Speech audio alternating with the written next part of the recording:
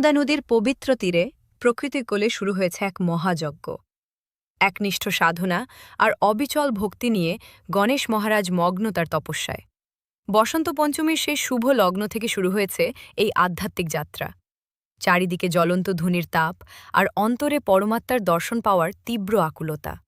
শরীরের প্রতিটি ধূলিকণা যেন গাইছে সেই অজানার জয়গান। এই ত্যাগ, এই কৃচ্ছ সাধন, যা সাধারণের কল্পনার অতীত।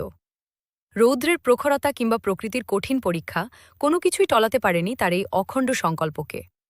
বসন্তের শুরু থেকে গঙ্গা দশহরা পর্যন্ত দিনের পর দিন এভাবেই চলবে তার এই নিরবচ্ছিন্ন আরাধনা। ঈশ্বরের সান্নিধ্য পেতে কতই না কঠিন পথ পাড়ি দিতে হয়। ভক্তি আর বিশ্বাসের এই মিলনস্থল আমাদের মনে করিয়ে দেয়, পরমেশ্বরের দেখা পেতে হলে নিজেকে পুরোপুরি সঁপে দিতে হয়।